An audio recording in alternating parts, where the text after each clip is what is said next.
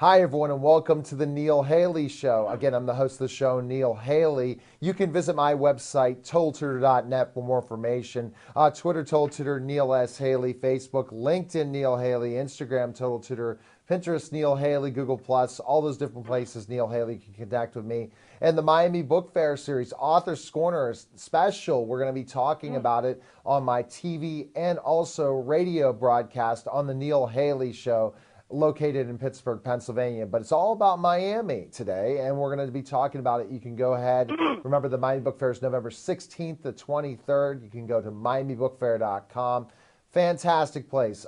As an being part of the Total Education Network, no better place than Miami to meet fantastic authors and everything. So I'm really excited. And I love having two segments because I get to learn about this author and everything. So I'm excited to welcome the program Anna Louise Carricarte. Anna, how are you? And thanks for coming on Author's Corner on the Neil Haley Show.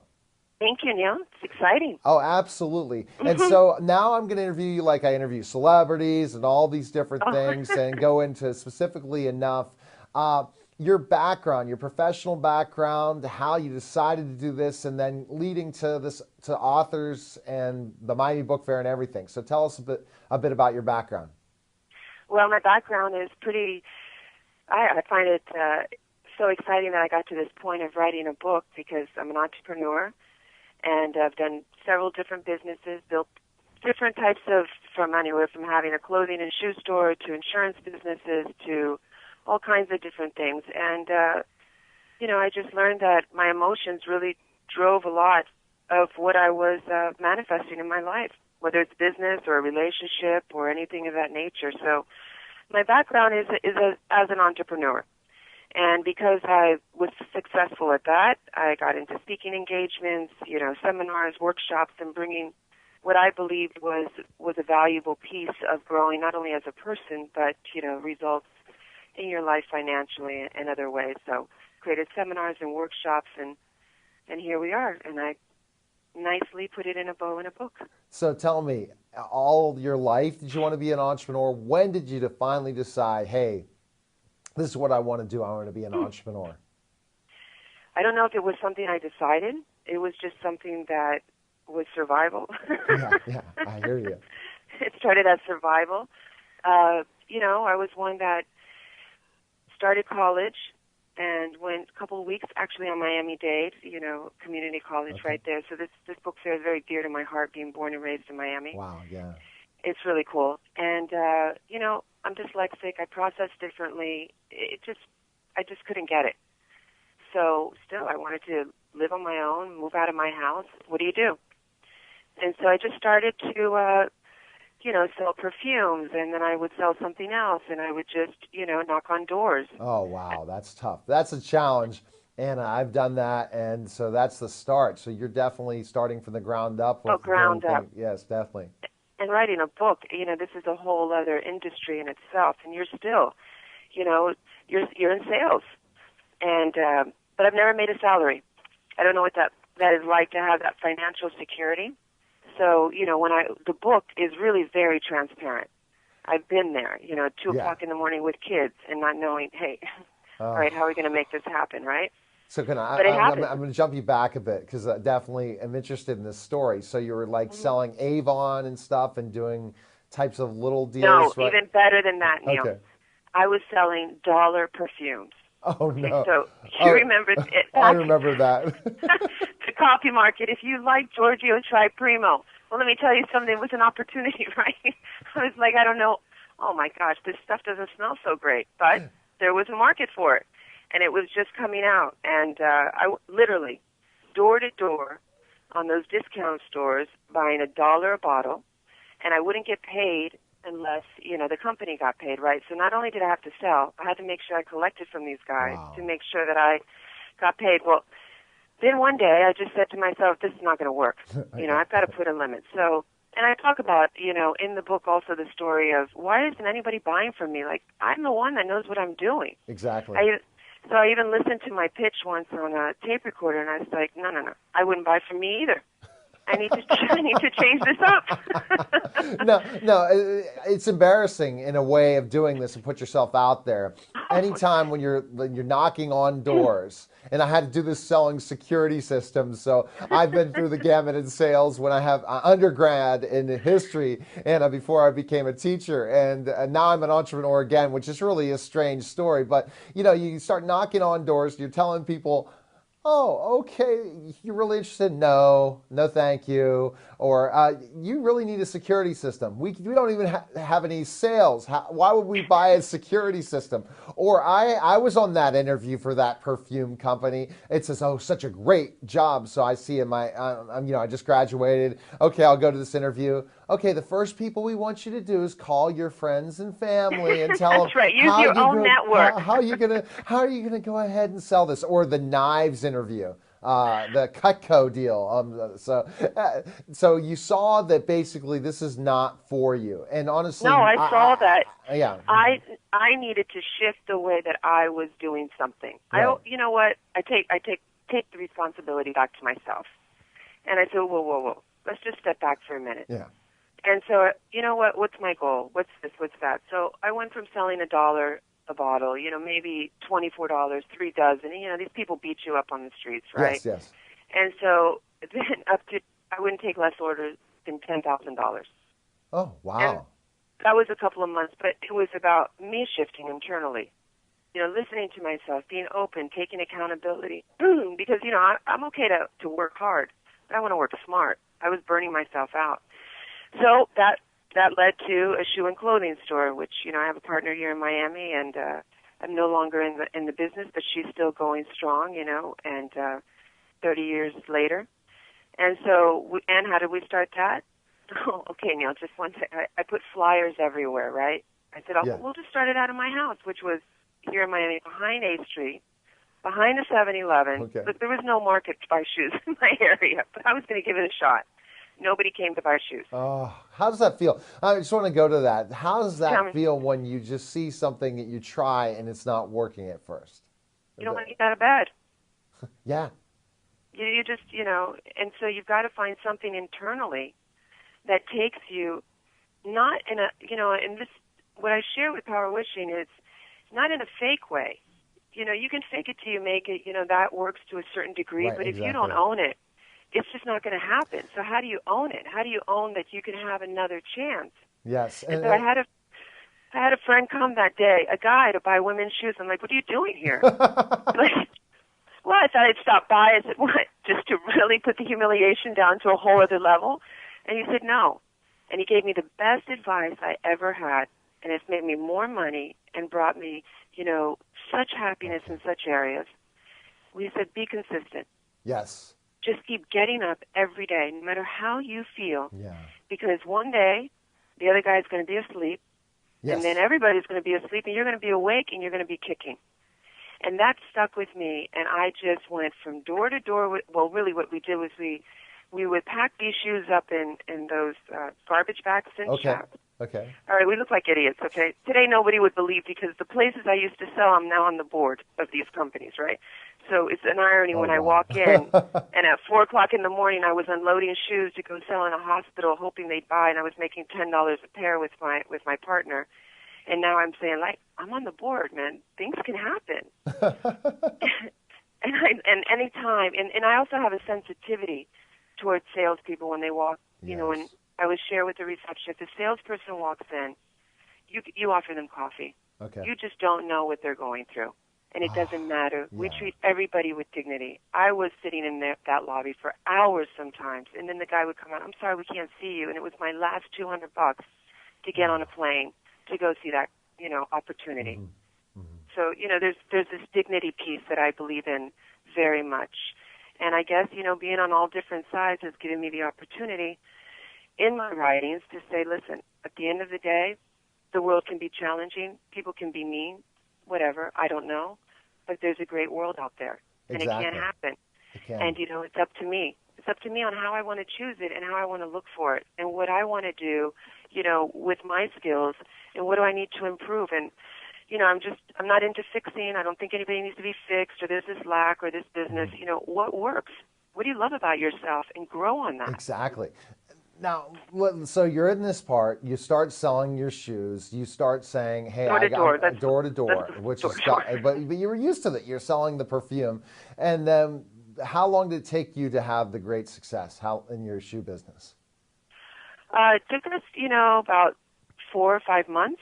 Wow. And okay. and then we went into a store. And the reason why I had the store space was right before the shoe business came around. In between, you become a trade of all hats, right? Because you got to find what works. But right in between the perfumes and the shoes, etc., I was selling jewelry to, as a side thing. And I was in Los Angeles with the manufacturer owner from Spain, and I was telling the guy, look, we need to put it in plastic bags because if I was born and raised in Miami. Mm-hmm. There are some smarts I got from that, right? Exactly. You don't show everything so you get mugged. Yeah. And so it's common sense. But he didn't understand that, so we were mugged. Wow. And I didn't have anything. I lost all my opportunity for the sales. Then, my money was coming and then rebuying, right? Not the first hit. So I was a rep with that part-time. And so that's how I got into the shoe business. But this gentleman had a store also that I used to go in, and just when I would show the goods to certain clients, and he didn't have merchandise, and it took 3 or 4 months to do that merchandise again. And it was in a building here in Miami. And I said to my friend, who became my friend for the shoes, I said, listen, there's 700 women in this building. We have a captive audience. If I can figure out how to get the shoes in there, maybe we have a chance. Definitely. And so from that, literally the shoes, now it's very popular in these warehouse things, but the shoes were literally stacked in boxes. And people loved it because they felt that they were getting a good value because we didn't spend so much money on all the hype. And then we started to, have different salespeople go door to door in businesses, and today she's still in business, and I'm so proud of her, and we're still the best of friends. Very interesting. When we get back, we're going to continue to talk about this, and I guess I could just do a story about your entrepreneurial career. So you're going to give us the fast story after the shoe business and go right into power wishing. Because one thing that you have really motivated me in today in this studio, first of all, I had a tremendous interview on Author's Corner with an educator that says, hey, I'm figuring out what I want to do.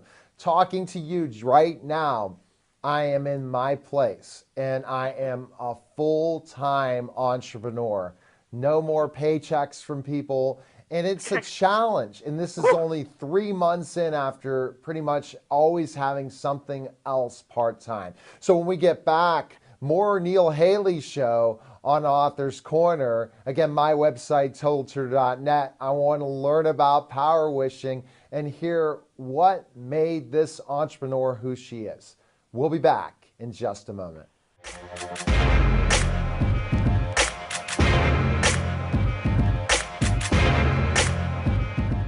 Today we're going to inform you about heart attacks. The symptoms of a heart attack are chest pain, tightness, erratic breathing, fatigue, palpitations, heavy sweating, and lightheadedness. The risk factor of heart attacks are increasing age, tobacco usage, and physical inactivity, triglycerides, obesity, diabetes, and high blood pressure. In addition, having a family history of heart attacks also serves as a warning sign.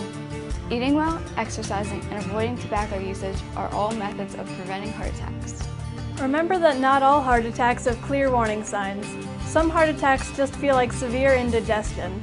If you're experiencing the symptoms of a heart attack, call 911 or 412-833-2000 immediately. For more information, visit www.heart.org.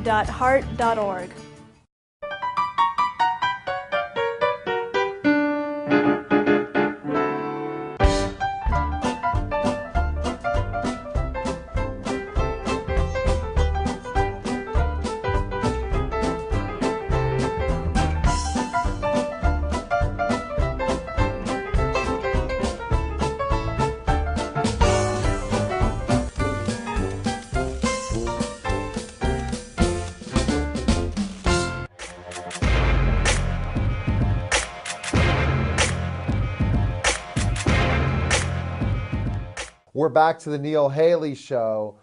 special edition Author's Corner, my website, toldtutor.net for more information.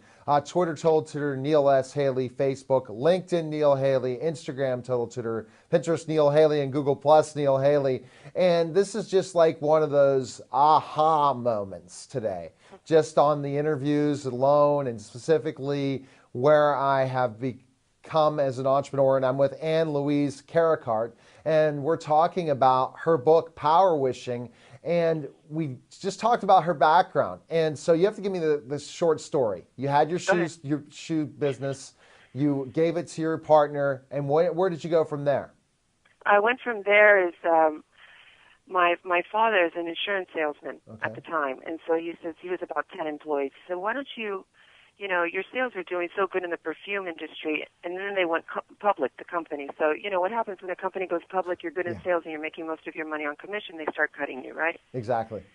So I'm like, oh, man, I can't believe this. So my father approached me and he said, listen, why don't you come and work with me? And I said, no, you're crazy. What? I'm the oldest of 7 siblings. And my father and I began sharing with each other, and he said, listen, I want to grow this company. We're 10 employees. I think we can do really well, but I'll give you free reign to do and to run the companies the way you believe. Okay. The small company. I said, okay, if I make my goals, you leave me alone. If I do not, fire me. Okay. And stay out of the way. From there, for several years, we, the long and the short of it was, I did. All this work in Power Wishing is just not this theory. This is concrete, linear way of having some type of structure support your emotional self to have your goals, right? Yes. So then years went by, we grew very profitable. In the insurance industry, you don't make money on your first year, you make it in your renewals. Right, exactly. Our renewal retention rate of the business, every year I was there, was 92 to 94%. That's great. Consistently. And it was common sense to me, right? So we ended up 400 employees, 3,000 agents, bam, to the bam, to the bam. Mm-hmm. So for me, it was like, whoa, this stuff really works, right? Yeah, exactly, because you're able to connect. You're able to connect with people. Look at your background. Think about it. You were selling perfume, so you really had to have that human aspect connection with your person you were selling. Then selling shoes. So the personal relationship in insurance sales is so important with your clients. It was international. And I genuinely, Neil, at the end of the day, I genuinely care about people. That's great. I'm interested in their story. I'm not interested. You'll see in my resume, I also did take a sabbatical after, because the companies were sold and, it was a good story, right? Right.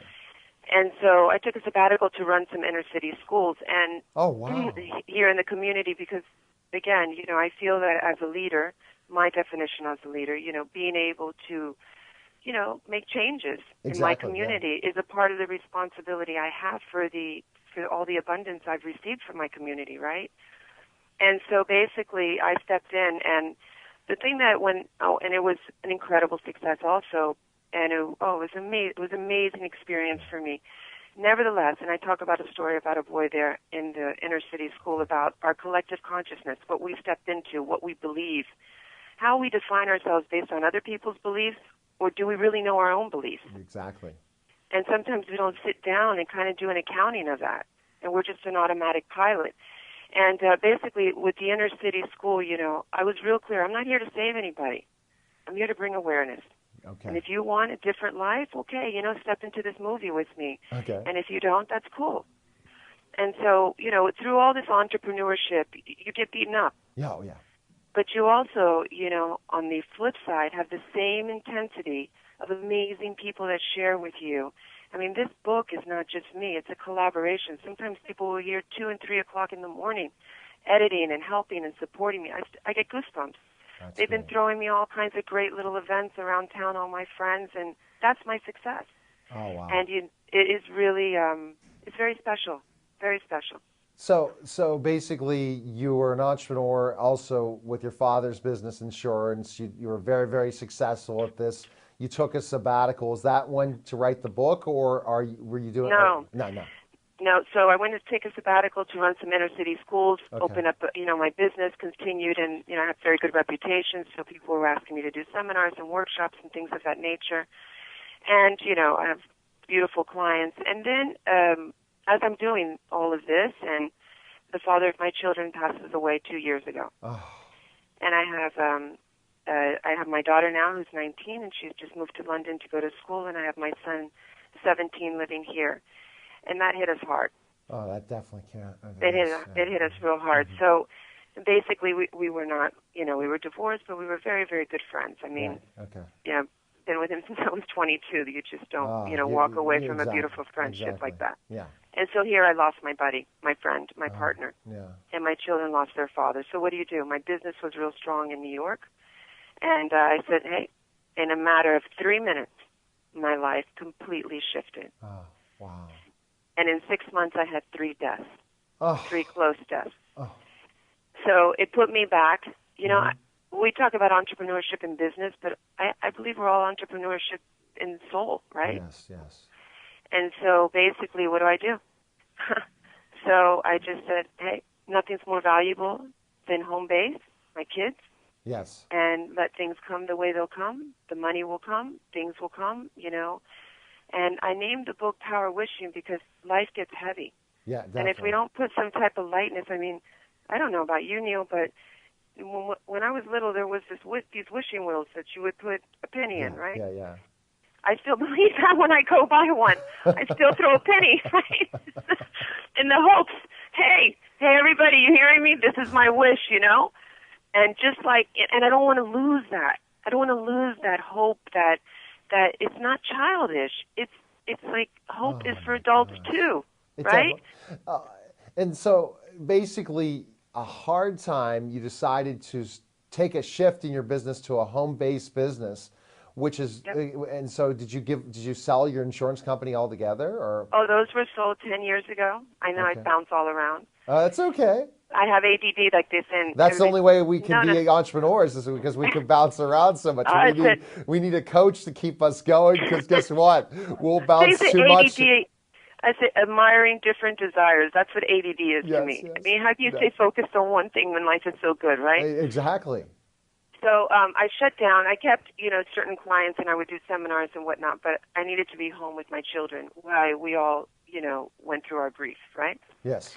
And grief is very real, and I didn't want to numb out on it. I wanted to give it the place it deserved as a family so that we could get to the other side. Okay. So I stayed home, and, the book has been my dream, and I just said, you know what, I'm going to write my book. I'm going to finish, because I have 10 books. They're all laid out in my office. Right. They're just not finished. Not written yet, right? Yes. And so basically, the book fair, when you share about the book fair in Miami, yes, I walked that book fair for probably 15 years. Oh, wow. With my little hat going, one day, one day, one day. Well, but what are you going to write about? That day's coming, yes. But so what are you going to write? I said, I don't know what I'm going to write about, but one day, I want this. Right. And so I sat and used the grief and the time in a positive way and finished Power Wishing. Wow. Now, I want to break that down. The story is basically you decide to be your own entrepreneur in a way, have your own control of your life, and specifically see what your gifts and talents are and how to do it. You are very talented in all these other things. So let's go right into Power Wishing. What I think that the major thing I see is, if you believe you will have success, you will. If you don't believe it, it's not going to happen, right? But kind of break down how you define this. Well, it's pretty simple, for me. Anyways, as an emotional, sensitive person, I don't want to lose my sensitivity. Right. But I've got to have some type of order with my sensitivity, or, you can't function in life, right? Exactly. So mastering your emotions where you're still engaged. Yes. It's a very powerful force, because those emotions are taking you to what you believe you can expect from a wish or a dream or asking for something. Definitely. And so if, for example, you talk about, I want to be, successful in business, not you per se, but I want to be successful in this. And then you start kind of playing with it, because we go straight to our imagination. I mean, our imagination is creating everything. Exactly. And so we go straight to the imagination. We have emotion connected to this imagination, but as you're doing that for that few seconds, it's like, no, man, I can't do this. No. I don't have the background. Bam, there's your expectation. You're done. If you have that expectation, you say, I can't do this, this is not for me, you might as well give it up and try something else, because it's not your passion either. Or you really want it, right? Yes. This is where power wishing comes in. You really want to own it. Yes. So I take you to your end result, which is the anchor, the belief. And then we go back from there. Because if you can anchor a belief that you can have the possibility, which is possibility, because the mind then can say, well, I could be open to this. Mm-hmm.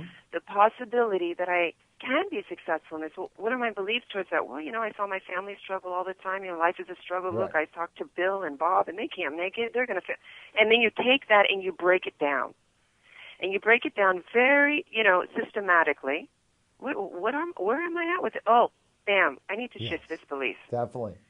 Oh, I need to take this emotion. So how do you do that?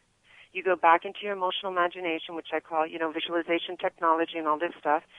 And you also start to witness your life like a movie. Yes. So you can take a step back instead of being reactive. And no. I don't know what that word means.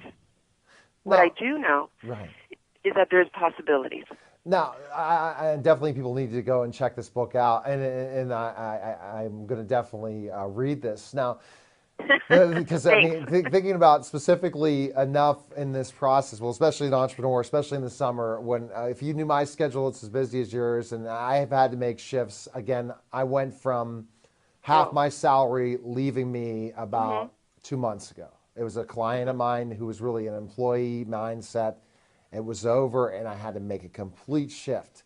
But when I saw, once I truly believed this is what I want to do, everything changed. Everything changed in my mindset and thought process. So you have to go through that, right? Because we got about 2 minutes left.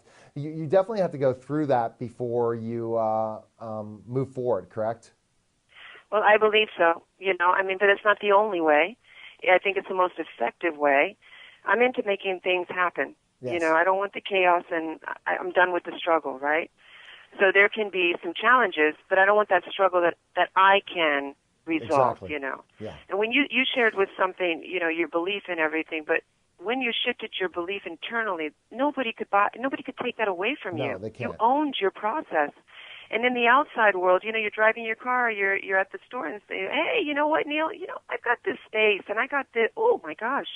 Things just start to flow in your outside world. Exactly. So your inside reflects your outside. That's the way I feel. And wishes are possible to be granted in a very nice, easy way. All right, fantastic. Where's the best place we can find information on you? And good luck in Miami. Thank you so much. Powerwishing.com, and I hope to see everyone at the book fair. Well, the book fair is fantastic, and I really enjoyed your conversation and really loved your story. I'm glad we had the story in the first segment because it really got me to know who you are, and I'm definitely going to reach out to you so we can continue to be friends, especially through our craziness as entrepreneurs. So thanks again for calling. That's right. Yeah. The adventure. Neil, thank you so much. You take care now. All right. Bye-bye. Bye-bye. Oh, what an unbelievable Neil Haley show today.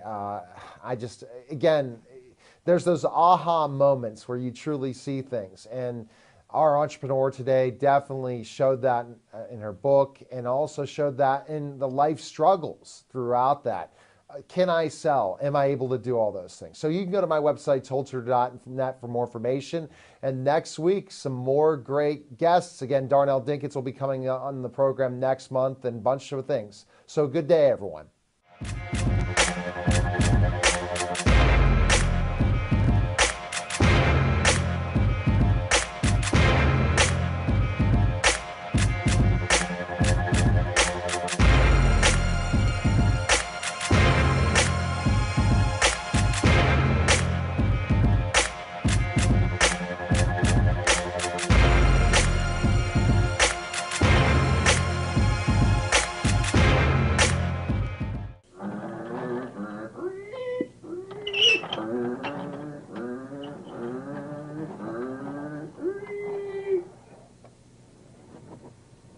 BPTV. Come volunteer. If it wasn't fun, I wouldn't be here.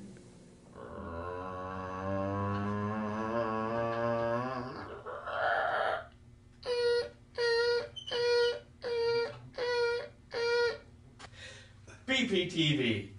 Come on in, make a show. It's still fun after all these years.